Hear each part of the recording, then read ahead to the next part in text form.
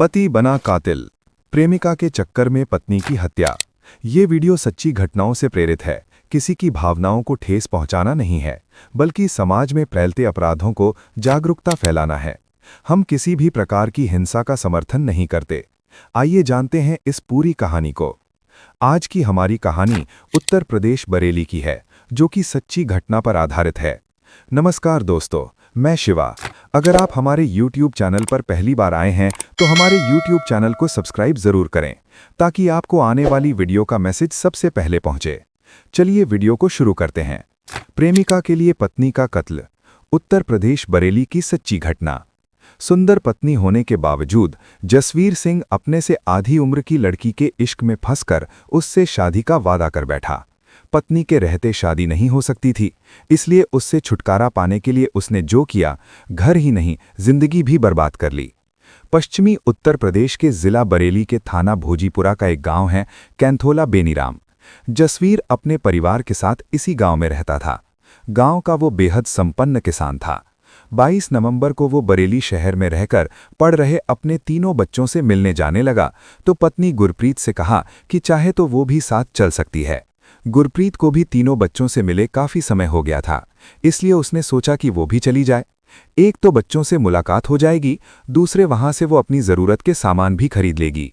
गुरप्रीत तैयार हो गई तो जसवीर उसे मोटरसाइकिल से बरेली ले गया। पहले गुरप्रीत ने खरीदारी की, उसके बाद दोनों बच्चों से मिलने गई। मम्मी पापा को साथ आया देखकर बच्चे काफी खुश हुए। बच्चों से मिलने में उन्हें काफी देर हो गई। गुरप्रीत की इच्छा बच्चों को छोड़कर घर आने की नहीं हो रही थी, लेकिन जब अंधेरा होने लगा तो जसवीर ने उससे घर चलने को कहा। गुरप्रीत को भी लगा कि देर करना ठीक नहीं है, इसलिए बच्चों को प्यार करके वो पति के साथ मोटरसाइकिल से गांव की ओर चल पड़ी। जाड़े के दिनों में दिन छोटा होने की वजह से अंधेरा जल्दी घेराता है।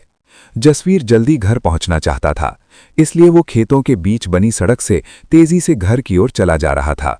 रास्ता सुनसान था। जैसे ही वो गांव के पास नत्थू मुखिया के खेतों के नजदीक पहुंचा, दो मोटरसाइकिल सवारों ने उसे ओवरटेक करके अपनी मोटरसाइकिल उसके आगे अड़ा दी। मजबूरन जसवीर को अपनी मोटरसाइकिल रोकनी पड़ी। तभी एक और मोटरसाइकिल उसके पीछे आकर इस तरह खड़ी हो गई कि वो उन लोगों से बचकर भाग ना सके। दोनों मोटरसाइकिलों पर बैठे चारों लोग उतरकर उसके सामने आ गए। जसवीर कुछ समझ पाता, उनमें से एक ने तमंचा निकालकर उस पर गोली चला दी। गोली उसे लगने के बजाय उसके सिर को छूते हुए निकल गई। उसने दूसरी गोली चलाई तो वो उसे लगने के बजाय मोटरसाइकिल पर पीछे बैठी गुरप्रीत की कनपटी पर जा लगी। वो नीचे गिरकर तड़पने लगी।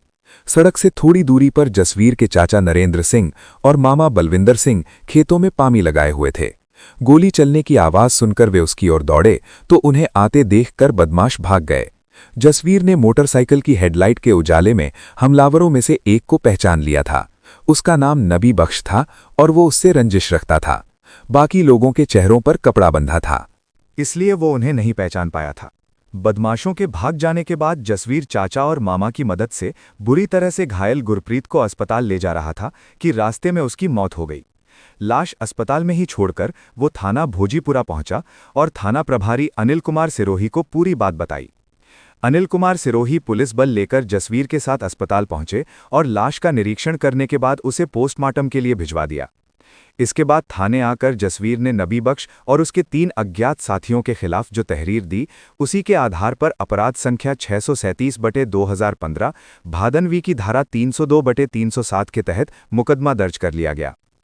मुकदमा दर्ज होने के बाद अनिल कुमार सिरोही ने नामजद नबी बख्श और उसके साथियों को पकड़ने के लिए एक टीम बनाई, जिसमें सब इंस्पेक्टर गौरव बिश्नोई, कांस्टेबल धीरेंद्र सिंह, संजीव कुमार आदि को शामिल किया।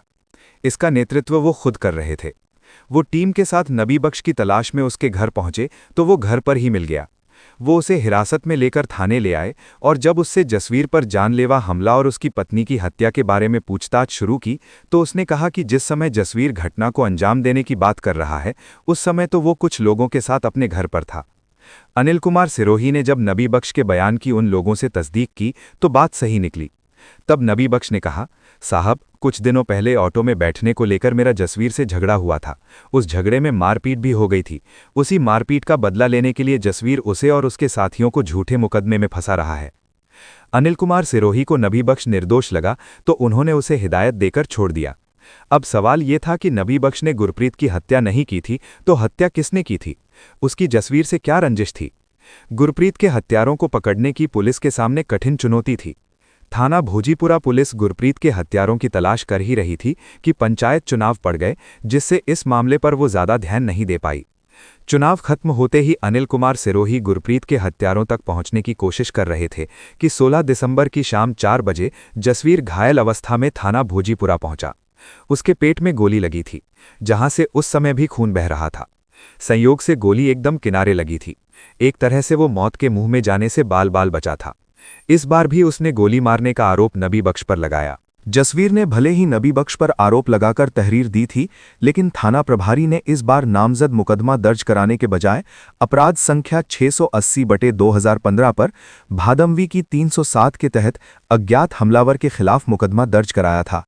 एक तो अनिल कुमार ने नबी बख्श को छोड़ दिया था, दूसरे इस बार जब उसके खिलाफ नामजद मुकदमा दर्ज नहीं किया तो जसवीर को ये बात बड़ी नागवार गुजरी, लेकिन वो कुछ करने की स्थिति में नहीं था, इसलिए चुपचाप चला गया।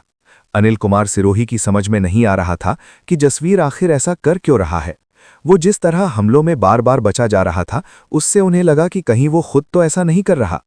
जसवीर जिस तरह नबी बख्श पर आरोप लगा रहा था, उससे उन्हें उस पर शक हुआ। गुरप्रीत की पोस्टमार्टम रिपोर्ट के अनुसार गोली उसे कनपटी से सटाकर मारी गई थी, जबकि जसवीर का कहना था कि बदमाशों ने मोटरसाइकिल रुकवा दूर से उस पर और गुरप्रीत पर गोली चलाई थी। जसवीर और नबी बख्श के बयानों की सच्चाई पता लगाने के लिए उन्होंने दोनों के मोबाइल नंबरों की कॉल डिटेल्स निकलवाई। उन्होंने दोनों की कॉल डिटेल्स की जांच की तो जसवीर की कॉल डिटेल्स में 2 मोबाइल नंबर ऐसे मिले जिन पर बहुत ज़्यादा फ़ोन किए गए थे। उन्होंने उन नंबरों की भी कॉल डिटेल्स निकलवाई तो उसे देखकर उन्हें लगा कि ये सारा खेल जसवीर का ही खेला है। उन्होंने सब इंस्पेक्टर गौरव बिश्नोई के नेतृत्व में कुछ पुलिस वालों को जसवीर को गिरफ्तार करने भेज दिया। गौरव बिश्नोई जसवीर के घर पहुंचे तो वो घर में ही मिल गया। वो उसे पकड़कर थाने ले आए। अनिल कुमार सिरोही ने जसवीर से पूछताछ शुरू की तो एक बार फिर उसने सारा आरोप नबी बख्श के ऊपर मढ़ने की कोशिश की, लेकिन जब उसे उसके दोस्त पिंकू उर्फ महेंद्र और उसकी कॉल डिटेल्स और मोबाइल फोन की लोकेशन दिखाई गई तो उसके चेहरे का रंग उड़ गया। उसने अपना अपराध स्वीकार कर लिया। इसके बाद उसने जो बयान दिया उसके अनुसार गुरप्रीत की हत्या की कहानी कुछ इस तरह सामने आई। बरेली के थाना भोजीपुरा के गांव कैथोला बेनीराम के रहने वाले लखा सिंह के बेटे जसवीर सिंह की गिनती इलाके के प्रतिष्ठित और संपन्न किसानों में होती थी। उसकी 100 बीघा खेतों में लहलहाती फसल स्वयं उसकी संपन्नता की कहानी बयां करती थी। हर साल गन्ने की खेती से उसे लाखों की रकम मिलती थी। 18 साल पहले उसकी शादी बिलासपुर की रहने वाली गुरप्रीत कौर से हुई थी। गुरप्रीत बेहद खूबसूरत थी। उसकी जैसी खूबसूरत पत्नी पाकर जसवीर फूला नहीं समा रहा था। दूसरी ओर गुरप्रीत भी जसवीर जैसे बांके छैल छबीले नौजवान को जिंदगी के हमसफर के रूप में पाकर अपने माता पिता की पसंद पर गर्व कर रही थी कि जिन्होंने अपनी चांद जैसी गोरी और फूल जैसी खूबसूरत बेटी के लिए हजारों में नहीं बल्कि लाखों में एक सुखी संपन्न दामाद ढूंढा था। जसवीर से शादी के बाद गुरप्रीत को ऐसा लगा जैसे उसकी सारी मनोकामना पूरी हो गई है। जसवीर के घर किसी चीज की कमी नहीं थी। गुरप्रीत पति से जिस भी चीज की मांग करती वो उसकी हर मांग को पलक झपकते पूरा कर देता था, क्योंकि पत्नी की खुशी में ही वो अपनी खुशी समझता था। उनका दाम्पत्य हंसी खुशी से गुजर रहा था। देखते देखते कई साल गुजर गए। इस बीच गुरप्रीत 3 बच्चों की मां बन गई। उसके तीनों बेटों के नाम गुरुशांत, रॉकी और शैंकी थे। बच्चे जैसे जैसे बड़े हुए जसवीर ने उनकी पढ़ाई की व्यवस्था बरेली शहर के एक नामी स्कूल में कर दी। गुरप्रीत और जसवीर चाहते थे कि उनके तीनों बेटे पढ़ लिख कर उनका नाम रोशन करें। शादी के कुछ सालों बाद जसवीर के रंग ढंग में बदलाव आने लगा तो गुरप्रीत को चिंता हुई, क्योंकि जसवीर शराब पीने के साथ साथ दूसरी औरतों में रुचि लेने लगा था। उसने पति को खानदान की इज्जत की दुहाई देते हुए समझाने की कोशिश की, लेकिन उस पर पत्नी की बातों का कोई असर नहीं हुआ। वो हमेशा शराब और शबाब में डूबा रहने लगा। गुरप्रीत ने पहले जसवीर को प्यार से समझा बुझाकर रास्ते पर लाने की कोशिश की, लेकिन जब उसकी आदत में कोई सुधार नहीं हुआ तो वो उसकी बुराइयों का विरोध करते हुए उससे लड़ने झगड़ने लगी। जसवीर अब तक इस सब का आदी हो चुका था, इसलिए गुरप्रीत का रोकना टोकना उसे अच्छा नहीं लगता था। उसका मानना था कि वो उसकी सारी ज़रूरतें पूरी कर देता है, उसे किसी चीज़ की कमी नहीं होने देता है, तो वो बेवजह उसके रास्ते में टांग अड़ाती है। मर्दों के तो 10 तरह के शौक होते हैं, फिर उसके पास कमी ही किस चीज़ की है? जब उसके पास इतनी दौलत है तो उसे जिंदगी में सारे शौक पूरे कर लेने चाहिए। शादी के इतने सालों बाद और 3 बच्चे होने से गुरप्रीत में अब पहले वाली खूबसूरती नहीं रह गई थी, जबकि जसवीर कम उम्र की खूबसूरत लड़कियों के साथ मौज मस्ती करना चाहता था। इसके लिए वो कुछ भी करने को तैयार रहता था। गुरप्रीत को गांव के किसी न किसी से पति की हरकतों के बारे में पता चल ही जाता था। उस समय तो वो पति की करतूतें सुनकर खून का घूंट पीकर रह जाती, लेकिन जब जसवीर घर आता तो वो उसकी जमकर खबर लेती। ऐसा रोज रोज होने से जसवीर का मन गुरप्रीत की ओर से उचट गया। अब वो घर आने से भी कतराने लगा, जबकि गुरप्रीत पति से पहले जैसा प्यार चाहती थी। लेकिन घर से बाहर मौज मस्ती करके लौटे जसवीर के शरीर में इतनी ताकत नहीं होती थी कि वो पत्नी को संतुष्ट कर सके। वैसे भी अब उसकी उम्र 55 साल के करीब थी। इस उम्र में वो जोश कहाँ होता है जो जवानी के शुरुआती दिनों में होता है। नतीजतन गुरप्रीत कौर की सारी रात करवटों में बीत जाती। अगले दिन वो पति की उल्टी सीधी हरकतों का विरोध करते हुए उसे ऐसा करने से रोकने की कोशिश करती, लेकिन पत्नी के लाख विरोध के बावजूद जसवीर पर कोई असर नहीं पड़ रहा था। वो वही करता था जो उसके मन में आता था। दौलत के मद में चूर जसवीर अपनी अय्याशियों और शौक के लिए कोई भी कीमत चुकाने को तैयार रहता था। 1 साल पहले उसकी मुलाकात बरेली के थाना सीबीगंज के गांव जौहरपुर के रहने वाले ड्राइवर बालक राम से हुई। दोनों की दोस्ती परवान चली तो एक दिन वो बालक राम के साथ उसके घर चला गया। वहां उसकी सयानी बेटी शानू उसके सामने आई तो जसवीर की आंख फटी की फटी रह गई। 25 वर्षीय शानू हुस्न की साक्षात मूर्ति थी। दिलफेंक स्वभाव का जसवीर उस दिन के बाद किसी न किसी बहाने उसके घर जाने लगा। शानू को समझते देर नहीं लगी कि जसवीर उसकी खूबसूरती का दीवाना हो चुका है और वो उससे नज़दीकियां बढ़ाने को बेताब है। बातों ही बातों में शानू जान गई कि जसवीर मोटा असामी है। उसे लगा कि अगर किसी तरह वो उसकी बातों में आ गया तो वो उसके पैसों पर न केवल पूरी जिंदगी ऐश करेगी बल्कि उसकी जायदाद की मालकिन भी बन सकती है। ये सोचकर उसने जसवीर की उम्र की परवाह न करके उससे प्रेम में डूबी मीठी मीठी बातें करने लगी। शानू ने निकटता बढ़ाने के लिए अपना मोबाइल नंबर जसवीर को दे दिया।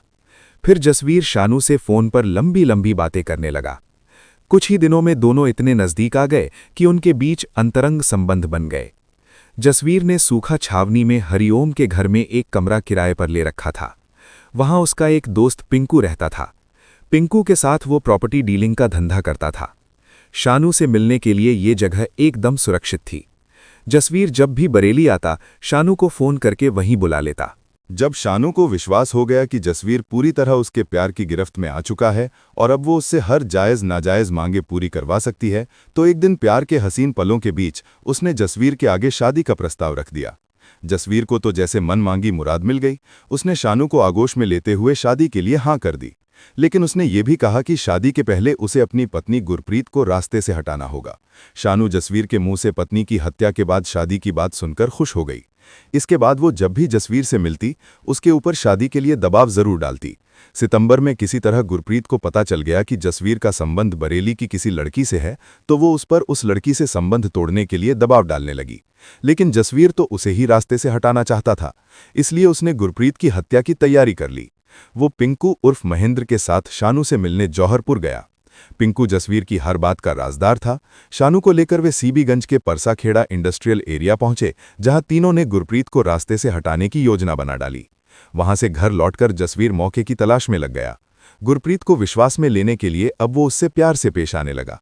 जसवीर का बदला व्यवहार देखकर मासूम गुरप्रीत को लगा कि शायद जसवीर की अक्ल ठिकाने आ गई है। वो उसकी बातों पर विश्वास करने लगी। 21 नवंबर को जसवीर ने गुरप्रीत से बच्चों से मिलने के लिए शहर चलने को कहा, तो बच्चों से मिलने के लिए लालायत गुरप्रीत उसके साथ चलने को तैयार हो गई।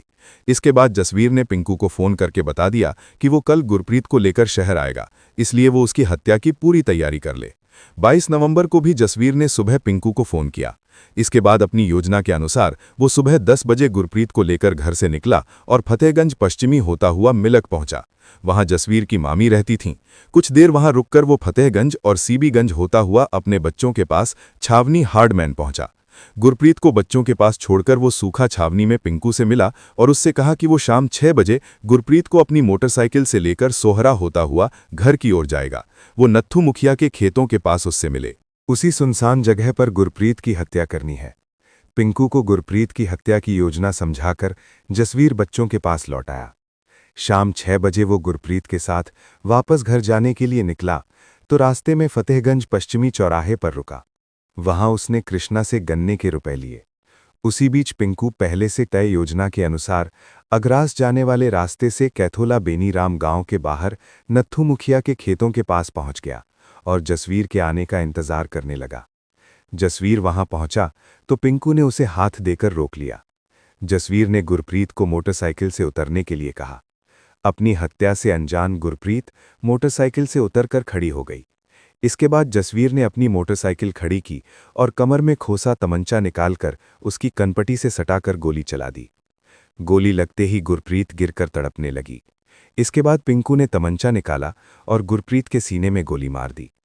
इसके बाद पहले से तय योजना के अनुसार पिंकू ने अपने तमंचे में दोबारा गोली भरी और जसवीर के कान के पास लगाकर गोली चला दी, ताकि पुलिस के सामने वो खुद को निर्दोष बताकर गुरप्रीत की हत्या का आरोप अपने पुराने दुश्मन नबी बख्श पर लगा सके। इसके लिए उसने अपनी जान की भी परवाह नहीं की।